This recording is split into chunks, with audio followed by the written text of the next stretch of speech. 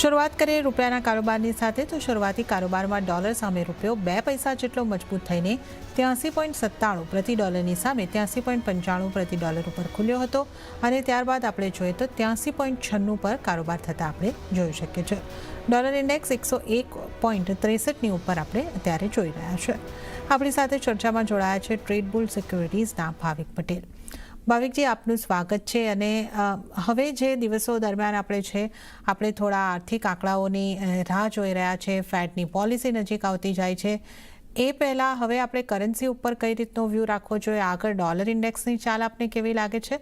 અને USD INR સતત એક ખૂબ જ ઓછી વોલેટિલિટી બતાવી રહ્યો છે, તો કઈ રીતની આપનો વ્યૂ અહીંયા આગળ કરન્સી પર?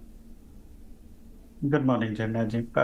ડોલરમાં આપણે જોયું કે થોડીક રિકવરી જરૂરથી મળી છે અને આપણે પહેલા પણ જોયું છે કે 108નો જે લેવલ છે ત્યાંથી વારે રિકવરી બાઉન્સ બેક દેખાઈ રહ્યું છે અને છેલ્લા 2 દિવસથી પણ આપણે જોઈએ તો થોડીક ડોલરમાં રિકવરી જોવા મળી છે. આઈ થિંક ઓવરસોલ્ડમાં ડોલર જતો રહ્યો હતો, એટલે આઈ થિંક જે શુક્રવારના જોબ્સ ડેટા છે એની પહેલા મને લાગે છે કે ઘણા લોકો સાઇડવેઝ થઈ ગયા હશે અને હવે થોડીક આજના દિવસમાં પણ મને લાગે છે કે જે ડોલર જે રિકવરી છે એ કન્ટિન્યુ રહી શકે છે. રૂપિયાની વાત કરીએ તો આઈ થિંક રૂપિયો હજી પણ આપણે જોઈએ તો એકદમ સ્થિર છે અને સ્ટેબલ છે અને કોઈ મેજર એની મૂવમેન્ટ જોવા નથી મળી રહી. તો મને નથી લાગતું કે જે ફ્રાઈડેના જોબ્સ ડેટા છે એની પહેલા કોઈ પણ આપણને કોઈ મોટી મૂવમેન્ટ જોવા મળી શકે છે, કારણ કે આઈ થિંક એ જ એક નેક્સ્ટ જે ટ્રિગર કે કેટેલિસ્ટ છે. તો ઓવરઓલ આજના દિવસમાં આઈ થિંક બહુ જ નાના સીમિત દાયરામાં જ મને લાગે છે કે ટ્રેડ કરી શકે છે રૂપિયો. તો અરાઉન્ડ કરંટ માર્કેટ પ્રાઇસથી બાય કરવાની સલાહ છે 84.08ના ટાર્ગેટથી, અને સ્ટોપ લોસ રાખી શકે છે 83.98નો. ઓકે, તો આપણે અહીં આગળથી ખાસ કરીને કરન્સીની વાત કરી, કઈ રીતનો વ્યૂ હવે તમારે અહીં આગળથી રાખવાનો રહેશે, તો આપણે કરન્સીની વાત કરીએ. હવે સોનાની જો આપણે અહીં આગળથી વાત કરી લઈએ તો યુએસના નોન ફાર્મ પેરોલના આંકડા પહેલાં અને ડોલર ઇન્ડેક્સમાં મજબૂતીને કારણે સોનાની કિંમતોમાં દબાણ જોવા મળ્યું છે. જ્યાં કોમેક્સ ઉપર ભાવ $2,500 નીચે છે, તો સ્થાનિક બજારની અંદર આપણે જોઈએ તો આશરે 2 સપ્તાહના નીચલા સ્તરોની આસપાસ કારોબાર જોવા મળી રહ્યો છે. તો 71,500ની આસપાસ આપણે એમસીએક્સ ગોલ્ડની કિંમતો જોઈ રહ્યા છે. આગળ 18 સપ્ટેમ્બરે ફેડ વ્યાજ દરો પર નિર્ણય રહેશે, પણ બજારની યુએસમાં મંદી વધવાની આશંકા હવે બનતી દેખાઈ રહી છે. ભાવિકજી, સોનાને કઈ રીતે આપણે અહીંયા આગળથી જોવું જોઈએ? કારણ કે હવે ઘણી બધી વસ્તુઓ અહીંયા આગળથી છે. એક તો આ નવી ચિંતા ફરી પાછી ઉભરતી દેખાઈ રહી છે કે યુએસની અંદર મંદી આવતી આપણને એક આશંકાઓ અહીંયા આગળથી બનતી દેખાઈ રહી છે, અને ફેડના જે રેટ કટની આપણે અહીંયા આગળથી એક આશા રાખી રહ્યા છે.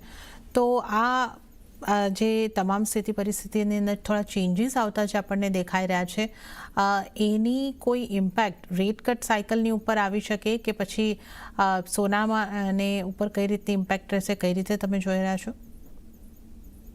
માર્કેટ 100% એક્સપેક્ટ કરી રહ્યા છે કે 25 બેઝિસ પોઈન્ટ રેટ કટ તો સપ્ટેમ્બરમાં આવવાનું જ છે, અને મને લાગે છે કે આઈ થિંક ફેડ 25 બેઝિસ પોઈન્ટથી જ રેટ કટ સ્ટાર્ટ થશે. ઓલ્ધો આપણે હિસ્ટોરિકલી જોયું છે તો જ્યારે પણ ફેડે રેટ કટની સાયકલ ચાલુ કરી છે તો 50 બેઝિસ પોઈન્ટથી કરી છે, બટ આ વખતે 50 બેઝિસ પોઈન્ટ પણ નથી લાગતું. જો એ કરશે તો ફેડ એવું એકનોલેજ કરશે કે લોકો બિહાઇન્ડ ધ કર્વ છે.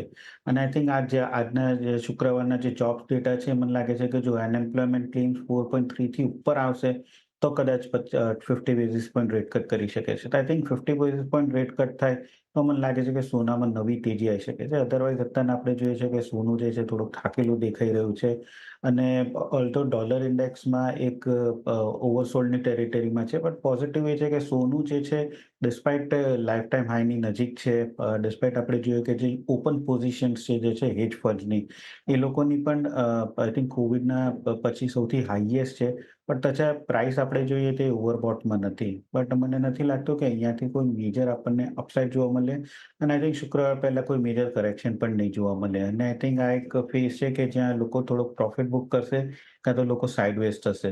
તો મને લાગે છે કે એટલીસ્ટ 2 દિવસ જ્યાં સુધી શુક્રવારના ડેટા નથી આવતા ત્યાં સુધી આઈ થિંક એક સાઇડવેઝની જ ટ્રેન્ડ રહી શકે છે, થોડુંક કોન્સોલિડેટ કરી શકે છે. બટ ઓવરઓલ આઈ થિંક હજી પણ સોનામાં જ્યાં સુધી 2500ની નીચે નથી જતો ત્યાં સુધી મને નથી લાગતું કે કોઈ મેજર આપણને વીકનેસ જોવા મળે. આજના દિવસમાં આઈ થિંક રૂપિયો સ્લાઇટ વીક થશે તો એ પણ એક સોનાને થોડુંક સપોર્ટ જરૂરથી મળી શકે છે. આજના દિવસમાં સોનામાં હું 71,480ની આસપાસ જ હું બાયની રિકમેન્ડેશન આપીશ 71,700ના ટાર્ગેટથી, અને નીચેનો સ્ટોપ લોસ રાખી શકાય 71,300નો. ઓકે, તો ઓવરઓલ જો આપણે ટ્રેન્ડની વાત કરીએ તો સોનું આપણને આંકડાઓ પહેલાં થોડું સાઇડવેઝ રહેતું દેખાઈ શકે છે. ઇન્ટ્રાડે માટે જો તમારે સલાહ જોઈતી હોય ખરીદારી તરફ રહો. 71,480ની આસપાસ સોનામાં ખરીદારી કરો. 71,700ના ટાર્ગેટ તમને બનતા દેખાઈ શકે છે. 71,300નો સ્ટોપ લોસ ધ્યાને રાખવાનો રહેશે. તો આપણે સોનાની વાત કરી. ચાંદીની પણ જો વાત કરી લઈએ તો ચાંદીમાં પણ દબાણ જોવા મળ્યું છે, જ્યાં વૈશ્વિક બજારમાં ભાવ ઘટીને આશરે 3 સપ્તાહના નીચલા સ્તરની પાસે પહોંચતા દેખાયા છે. તો કોમેક્સ ઉપર આપણે $28 ઉપર ચાંદીને પહોંચતી જોઈ રહ્યા છે અને સ્થાનિક બજારમાં પણ આપણે ફ્લેટ કામકાજ જોઈ રહ્યા છે 81,250ની આસપાસ. ભાવિકજી, ચાંદી ઉપર કઈ રીતનો આપનો વ્યૂ અહીંયા આગળથી બની રહ્યો છે? ચાંદી પણ હવે ફરીથી એક વખત $28ની આસપાસ પહોંચતી દેખાઈ રહી છે, તો કઈ રીતે અહીંયા ટ્રેડ લેવા જોઈએ?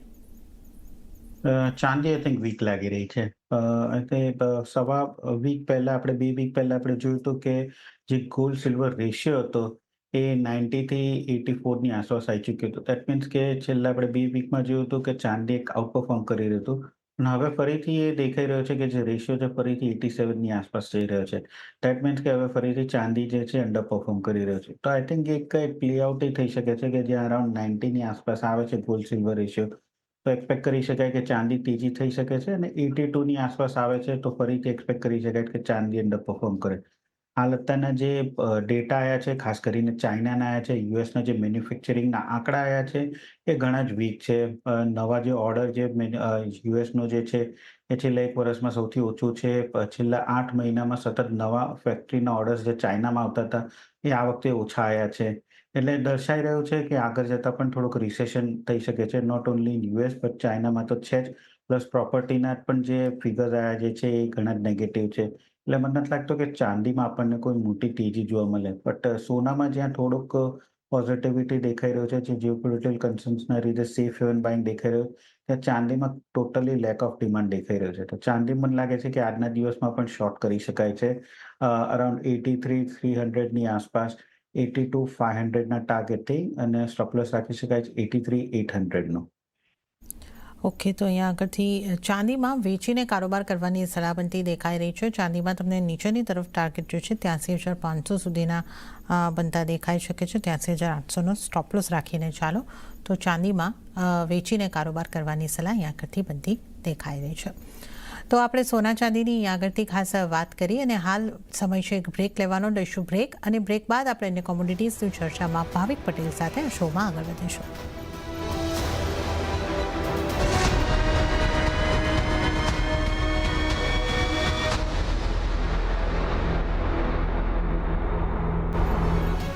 વિરામ બાદ કોમોડિટી લાઈવમાં આપનું ફરી એક વખત સ્વાગત છે અને આજે આપણી સાથે ચર્ચામાં ભાવિક પટેલ જોડાયેલા છે.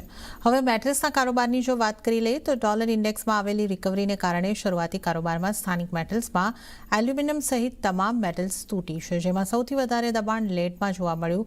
તો ચાઇના અને યુએસના નબળા પીએમઆઈ આંકડાઓને કારણે પણ મેટલ્સની અંદર નરમાશ આવતી દેખાઈ રહી છે. તો એલ્યુમિનિયમ 221 ઉપર 5% કરતાં વધારેની નરમાશ. એલ્યુમિનિયમમાં, ઝિંકમાં, કોપરમાં પણ થોડી નરમાશ અને લેડમાં પણ થોડી નરમાશ આપણે અહીં આગળથી આવતા જોઈ રહ્યા છે. ત્યારે જ ભાવિકજી, કઈ રીતે હવે તમે ખાસ કરીને મેટલ્સને જોઈ રહ્યા છો? આપણે જે રીતે જોઈ રહ્યા છે દબાણ કન્ટિન્યુ થતું લાગી રહ્યું છે, તો કઈ રીતની સ્ટ્રેટેજી મેટલ્સ વાઇઝ રાખવી જોઈએ? આઈ થિંક મેટલમાં સેલ ઓન રાઇઝની સ્ટ્રેટેજી રાખવી જોઈએ. કાલે આપણે જોયું કે શાર્પ ફોલ ખાસ કરીને કોપરમાં જોવા મળ્યું હતું. અને જેમ તમે કીધું કે યુએસના જે મેન્યુફેક્ચરિંગના આંકડા આવ્યા હતા એ ઘણા વીક આવ્યા હતા. ઇનફેક્ટ એ લોકોનો જે નવા ઓર્ડર્સ જે છે એ મે 2023 પછી સૌથી લોએસ્ટ હતો. આઈ થિંક એક લાંબુ લિસ્ટ છે કે જ્યાં ફંડામેન્ટલ ફેક્ટર્સ કોપર માટે ખાસ કરીને બહુ વીક છે. સેકન્ડ આપણે જોયું કે જે ચાઇનાના જે આ શનિવારે જે ડેટા આવ્યા હતા એ પણ વીક છે અને ફેબ્રુઆરીનું લ્યુનર યર પછી સૌથી ઓછું એ લોકોનો ફેક્ટરી ઓર્ડર્સ આવ્યા હતા. પ્લસ ઇન્વેન્ટરીઝ આપણે જોઈ રહ્યા છે કે ખાસ કરીને એલએમઈમાં કોપરની ઇન્વેન્ટરીઝ છે એ સતત છેલ્લા 5 દિવસથી વધી રહી છે. ચાઇના ખાસ કરીને એક્સપોર્ટ કરી રહી છે અને આઈ થિંક ચાઇનામાં તો રિસેશન જેવું થઈ ગયું છે, કારણ કે જ્યાં ચાઇનાની જે લોકોની ઇક્વિટીના પ્રાઇસીસ જોઈએ, બોન્ડ જોઈએ અને સ્ટીલના પ્રાઇસીસ જોઈએ, કે જે 2008 અને 2020ની જે ક્રાઇસિસ હતી ત્યાં પાછા આવી ગયા છે. અને જે BHP ગ્રુપ છે, જે સૌથી મોટું કોપરનું ગ્રુપ છે, એ લોકો પણ એક્સપેક્ટ કરી રહ્યા છે કે આ વખતે ચાઇનાની જે ડિમાન્ડ જે છે 1 થી 2% ઓછી થઈ શકે છે. એટલે આઈ થિંક ઓવરઓલ આપણે ફેક્ટર્સ જોઈએ તો બધા જ વીક દેખાઈ રહ્યા છે. ખાલી એક જ પોઝિટિવ થઈ શકે છે કે જો રેટ કટ આવે તો ડોલર ઇન્ડેક્સ છે એમાં થોડીક વીકનેસ આવી શકે છે, જેના લીધે કોપર ને બીજી બધી બેઝ મેટલ્સ છે એના પ્રાઇસીસ વધી શકે છે. હાલ અત્યારના ટેકનિકલી પણ આપણે જોઈએ તો આઈ થિંક 800નું જે એક સપોર્ટ હતું સાયકોલોજીકલી બ્રેક કરી ચૂક્યું છે અને 780 જે એક સપોર્ટ છે ત્યાં આવી ચૂક્યું છે. આઈ થિંક 780 બ્રેક કરશે તો મને લાગશે કે 750 સુધી પણ જઈ શકે છે. હાલમાં શોર્ટ ટર્મમાં કોઈ મોટી તેજી નથી જોવા મળી શકતી. મે બી થોડીક રિકવરી કાલના શાર્પ ફોલ પછી જોવા મળશે, બટ એક રિકવરી હશે, ઓપોર્ચ્યુનિટી હશે શોર્ટ કરવા માટેની. તો કોપરમાં અરાઉન્ડ 788 હું સેલની રિકમેન્ડેશન આપીશ 780ના ટાર્ગેટથી અને સ્ટોપ લોસ રાખી શકાય 792નું. સેમ વે આપણે ઝિંકની પણ વાત કરીએ તો આઈ થિંક ઝિંકમાં પણ 266ની આસપાસ હું શોર્ટને રિકમેન્ડેશન આપીશ 263ના ટાર્ગેટથી અને સ્ટોપ લોસ રાખી શકાય 268નું. ઓકે, તો બેઝ મેટલ્સની જો વાત કરી લઈએ તો કોપર અને ઝિંક ઉપર તમારે વેચીને ચાલવાની સલામતી દેખાઈ રહી છે. કોપરને માટે 788ની આસપાસથી તમે સેલ કરો, 780ના ટાર્ગેટ તમને બનતા દેખાઈ શકે છે. 792નો સ્ટોપ લોસ રાખવાનો રહેશે. તો આ કોપર માટે સલામતી દેખાઈ રહી છે અને ઝિંકમાં પણ વેચીને કારોબાર કરવાની સલાહ તમારે માટે બનતી દેખાઈ રહી છે. અહીંયા આગળ જે છે તમારે 266ની આસપાસથી ઝિંકને વેચવાનું રહેશે, 263ના ટાર્ગેટ અને 268નો સ્ટોપ લોસ ધ્યાને રાખો. તો આપણે બેઝ મેટલ્સની વાત કરીએ અને હવે ક્રૂડની વાત કરી લઈએ તો ક્રૂડ ઓઇલમાં દબાણ આગળ વધતા બ્રેન્ટમાં $74 નીચે કામકાજ રહ્યું છે. તો આપણે સૌ જાણીએ છીએ કે ગઈકાલે આપણે ક્રૂડની અંદર એક મોટો ફોલ આવતા જોયો, લગભગ 5% દબાણ એક દિવસની અંદર બનતું દેખાયું છે અને આ દબાણ કન્ટિન્યુ થતું આપણને દેખાઈ રહ્યું છે. બ્રેન્ટ પર હવે આપણે $73ની આસપાસ કારોબાર જોઈ રહ્યા છે. નાઇમેક્સ પર આપણે જોઈ રહ્યા છે કે 69ની આસપાસ 0.5% આસપાસનું દબાણ બનતું દેખાઈ રહ્યું છે અને MCXની વાત કરીએ તો 5,899 પર કિંમતો પહોંચતી દેખાઈ રહી છે. તો આ લિબિયા તરફથી પ્રોડક્શન રિસ્ટોર થવાના સમાચારની સપ્લાય વધવાની જે આશંકા છે એને કારણે પણ કિંમતો પર અસર દેખાઈ રહી છે.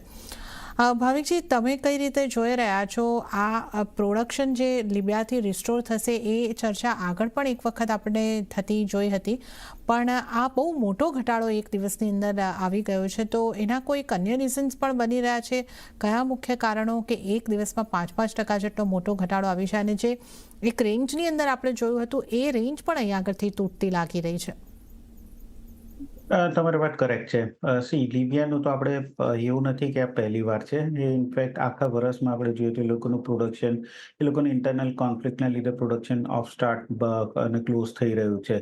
તો ગઈકાલનું જે એવા ન્યૂઝ આવ્યા છે કે એ લોકો ફરીથી રીસ્ટાર્ટ કરશે, તો એ કોઈ મેજર ઇમ્પેક્ટ નથી. મેં પહેલા પણ કીધું હતું કે લિબિયા જે છે એ ખાસ કરીને નોર્થ યુરોપ કન્ટ્રીઝ જે છે, સોરી વેસ્ટ યુરોપ કન્ટ્રીઝ એને જ કરે છે. ખાસ કરીને ઇટલી છે, ફ્રાન્સ છે અને સ્પેનને.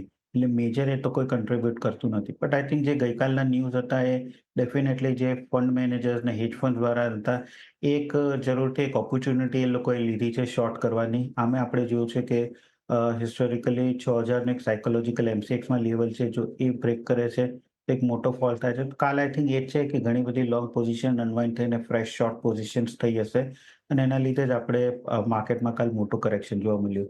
અને આપણે જો સૌ કોઈ જાણીએ છીએ કે આમ તો ક્રૂડ જે છે વોલેટાઇલ વધારે હોય છે અને જે એની રેલી હોય છે એક્સટેન્ડેડ હોય છે કે જો ચાલે છે તો 6 થી 8% ચાલે છે અને ફોલ થાય છે તો કન્ટિન્યુઅસ ફોલ થાય છે. આઈ થિંક અત્યારના આમાં મને લાગે છે કે એક સ્પેક્યુલેટિવ પોઝિશન્સ જોવા મળી રહી છે અને જે લિબિયાનો જે ન્યૂઝ છે એ ખાલી એક આઈ થિંક એક કેટલિસ્ટ છે આટલી બધી શોર્ટ પોઝિશન્સ બનાવવા માટે.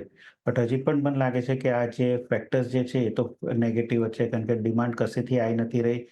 નેક્સ્ટ ઓક્ટોબરમાં ઓપેક પ્લસનું જે પ્લાન્ટ આઉટપુટ જે વધારવાના છે એ મે બી જે લોકો સ્ટાર્ટ કરશે. તો અહીંયાથી મને કોઈ તેજી હાલ પૂરતી જોવા નથી મળી રહી. ખાલી ઓવરસોલ્ડની ટેરિટરીમાં આવે તો એક ટેક્ટિકલ બાઉન્સ બેક જરૂરથી જોવા મળી શકે છે. તો આજના દિવસમાં પણ જો કોઈ ઉછાળો આવે છે 59-50ની આસપાસ તો શોર્ટ કરી શકાય છે 58-50ના ટાર્ગેટથી અને સ્ટોપ લોસ રાખી શકાય 6,000નું. પણ જે શોર્ટની પોઝિશન છે થોડી લાઇટ રાખવી જોઈએ, કારણ કે ઓલરેડી કાલે આપણે 5% નિયરલીનો ફોલ જોવા મળ્યો છે. ઓકે, તો ક્રૂડ માટે અહીં આગળથી જે સલાહબંધી દેખાઈ રહી છે એ તમારે સેલ તરફ રહેવાની સલાહ અહીં આગળથી બની રહી છે. 5,950ની આસપાસથી તમે વેચીને કારોબાર કરો. 5,850 અહીં આગળથી ટાર્ગેટ બની શકે છે. 6,000નો સ્ટોપ લોસ રાખવાનો રહેશે. તો ક્રૂડમાં હાઈ વોલેટિલિટી છે એનું ખાસ ધ્યાન રાખીને આ એક ટ્રેડ તમારી માટે સલાહબંધી દેખાઈ રહી છે, જેનો ખાસ ખ્યાલ રાખશો. હવે આપણે નેચરલ ગેસની પણ જો વાત કરી લઈએ તો શરૂઆતી કારોબારમાં સ્થાનિક બજારમાં નેચરલ ગેસમાં 0.5% કરતાં વધારેની તેજી સાથે 185ના સ્તરની આસપાસ કારોબાર થતો જોવા મળી રહ્યો છે. ભાવિજી, નેચરલ ગેસ પર આપનો કઈ રીતનો વ્યૂ અહીંયા આગળથી બની રહ્યો છે? કઈ રીતની સલાહ અહીંયા આપશો? નેચરલ ગેસની આઈ થિંક જે રેલી છે એક્સટેન્ડ થઈ ચૂકી છે. આપણે પહેલા પણ જોયું છે 189થી 190નું જે એક લેવલ છે એ હર્ડલ છે ને બ્રેક નથી કરી રહ્યું. હાલ અત્યારના ખાલી એક પોઝિટિવ છે કે થોડુંક નેચરલ ગેસમાં જે હીટિંગ ડિમાન્ડ છે, કુલિંગ ડિમાન્ડ સોરી, એ દેખાઈ રહી છે. પણ ઇન્વેન્ટરીઝ આપણે એની સામે જોઈએ તો ઇન્વેન્ટરી સારી એવી છે. યુએસના જે નેચરલ ગેસ પ્રોડ્યુસર્સ ફેબ્રુઆરી માર્ચમાં આપણે જોયું હતું કે એ લોકોએ પ્રોડક્શન થોડુંક વોલન્ટરીલી ઓછું કર્યું હતું, ફરીથી રીસ્ટાર્ટ કર્યું છે. એટલે મને આ તેજી જે છે એ બહુ સસ્ટેનેબલ દેખાઈ નથી રહી. આજના દિવસમાં આઈ થિંક 190ના ટાર્ગેટથી અહીંયા કરંટ માર્કેટ પ્રાઇસથી એકવાર બાય કરી શકાય છે 182ના સ્ટોપ લોસથી. પણ પોઝિશનલ ઇન્ટ્રાડે જ રાખવી જોઈએ, કારણ કે હજી પણ મને નથી લાગતો કે મીડિયમ ટર્મ, લોંગ ટર્મમાં કોઈ આપણને મોટી તેજી જોવા મળી શકે. પણ આજના દિવસમાં ખાલી બાય કોલ રિકમેન્ડ છે. ઓકે, તો આજના દિવસે ઇન્ટ્રાડે માટે નેચરલ ગેસમાં ખરીદારી કરીને તમે અહીં આગળથી ચાલી શકો છો. તો ટાર્ગેટ 190નો બનતો દેખાઈ શકે છે અને 182નો સ્ટોપ લોસ રાખીને ઇન્ટ્રાડે માટે નેચરલ ગેસમાં ખરીદારી કરીને ચાલી શકો છો. તો આપણે નોન એગ્રી કોમોડિટીઝ અહીં આગળથી ખાસ વાત કરી અને હવે એગ્રી કોમોડિટીઝની જો વાત કરી લઈએ તો ગુવાર પેકમાં 0.5%થી વધુની વેચવાલી આવતી જોવા મળી. તો મસાલા પેકમાં પણ ધાણામાં થોડી પોઝિટિવિટી રહી છે, પણ કપાસિયા ખોળમાં 1% સુધીનું દબાણ, જ્યારે એરંડામાં પણ વેચવાલી જોવા મળી રહી છે. આ ગુવાર પેકથી આજે આપણે શરૂઆત કરીએ. ભાવિકજી, આપણે જે રીતે જોઈ રહ્યા છે કે આજે આપણને એક દબાણ તરફીનો જ મૂવ અહીંયા આગળથી દેખાઈ રહ્યો છે. 0.5% કરતાં વધારેનું દબાણ આપણને આ ગુવાર ગમની અંદર દેખાઈ રહ્યું છે. ગુવાર સીડમાં પણ 0.5%ની આસપાસનું દબાણ થતું પહોંચવા જઈ રહ્યું છે. કઈ રીતની આપની સલાહ રહેશે ગુવાર પેક પર? આઈ થિંક ગુવારની જે રેન્જ છે હવે ઓર નાની થઈ છે. પહેલા આપણે જોયું હતું કે જે સ્ટાર્ટ ઓફ ધ મોન્સૂન સિઝનમાં તો 5200, 5100થી 5600 સુધીની એક રેન્જ હતી. અને હવે છેલ્લા આપણે 2 વીકમાં જોઈએ તો 5100થી 5400ની રેન્જ, એટલે ઓર નાની થતી જાય છે રેન્જ. અને અત્યારના આપણે જો ડિમાન્ડ જોઈએ તો ડિમાન્ડ, એક્સપોર્ટ ડિમાન્ડ કે કોઈ બહુ ખાસ છે નહીં. અને વરસાદનો જે આપણે આંકડા જોવાના છે એ આઈ થિંક સપ્ટેમ્બર એન્ડ થશે પછી આપણને ખબર પડશે કે કેટલી સોઈંગ થઈ છે. ઓલ્ધો આંકડા અત્યારના કંઈ ખરાબ નથી, લાસ્ટ યર કરતાં થોડાક ઓછા છે. મને લાગે છે કે કેચઅપ જરૂરથી થઈ શકે છે. એટલે હજી પણ આ 2 સપ્તાહમાં હું કોઈ મોટી એક્સપેક્ટેશન નથી કરી રહ્યો કે કોઈ મોટી ચાલ આપણને જોવા મળી રહે. આઈ થિંક 5100થી 5400ની જે રેન્જ છે એમાં જ મને લાગે છે ટ્રેડ કરશે. આજના દિવસમાં 52-70ની આસપાસથી એક થોડીક શોર્ટ રિકવરી જરૂરથી જોવા મળી છે. તો ગુવા સીડમાં એકવાર અહીંયાથી હું બાયને રિકમેન્ડેશન આપીશ 53-50ના ટાર્ગેટથી, અને સ્ટોપ લોસ રાખી શકાય 52-70નો. અને ગમની વાત કરીએ તો ગમમાં પણ સેમ પેટર્ન પ્લે આઉટ કરી રહ્યો છે કે જ્યાં જે રેન્જ જે છે એ ઓર નાની થઈ ગઈ છે 10,000થી 10,600. એ પહેલા 10,000થી 11,000ની હતી. તો ગમમાં પણ મને લાગે છે કે આજના દિવસમાં 10,250ના સ્ટોપ લોસથી બાય કરી શકાય છે. ઉપરનો ટાર્ગેટ રાખી શકાય 10,500નું. ઓકે, તો અહીંયા આગળથી ગુવાર ગમ અને ગુવાર સીડની અંદર જે સલાહ તમારી માટે બનતી દેખાઈ રહી છે. સીડની વાત કરીએ તો 5400 સુધીના ટાર્ગેટ તમને અહીંયા આગળથી બનતા દેખાઈ શકે છે અને ગુવાર ગમની વાત કરીએ તો 10,500 સુધીના ટાર્ગેટ તમને બનતા દેખાઈ શકે છે. તો ખરીદારી કરવાની સલાહ ગુવાર પેકની અંદર બની રહી છે. મસાલા પેકની વાત કરી લઈએ તો જીરામાં દબાણ આપણને લગભગ વધતું દેખાઈ રહ્યું છે. ટર્મરિકમાં પણ થોડું દબાણ આપણને અહીંયા આગળથી વધતું દેખાઈ રહ્યું છે. ધાણાની ઉપર નજર કરી લઈએ તો ફ્લેટિશ કારોબાર. કઈ રીતે મસાલા પેકમાં આપની સલાહ રહેશે ભાવિકજી? ધાણામાં આપણે જોઈએ તો આઈ થિંક મને લાગે છે કે રેલી ઓફ ફિનિશ થઈ ગઈ છે. આપણે ઘણું બધું કરેક્શન જોવા મળ્યું હતું. 6,800 સુધીનું લેવલ જોવા મળ્યું હતું અને એના પછી 7,000ની આસપાસ પણ આપણને એક ઉછાળો જોવા મળ્યો હતો. પણ હવે ફરીથી જોઈ રહ્યા છે તો આઈ થિંક ફરીથી ડિમાન્ડ કન્સર્ન્સ જે છે, અત્યારના જે મંડીમાં માલ આવી રહ્યો છે એની કોઈ પણ ડિમાન્ડ નથી રહી. એટલે હવે મને નથી લાગતું કે ધાણામાં હવે કોઈ પણ તેજી આવે. આઈ થિંક એક્સપેક્ટેડ હતું કે 7100 સુધી આ રેલી કન્ટિન્યુ થાય. ક્લિયરલી પ્લે આઉટ નથી થઈ. તો હવે મને લાગે છે કે ધાણામાં આપણને કોઈ તેજી જોવા નહીં મળે અને થોડું પણ ઉછાળો આવે છે 69.20 ની આસપાસ, તો શોર્ટ જ કરી શકાય છે 68.50 ટાર્ગેટથી અને 7,000 સ્ટોપ લોસ રાખી શકાય છે. જીરાની વાત કરીએ તો આઈ થિંક જીરામાં 2 દિવસથી થોડુંક દબાણ જરૂરથી જોવા મળી રહ્યું છે. બટ હજી પણ મને નથી લાગતું કે આ 25,000 નીચે સસ્ટેન થાય.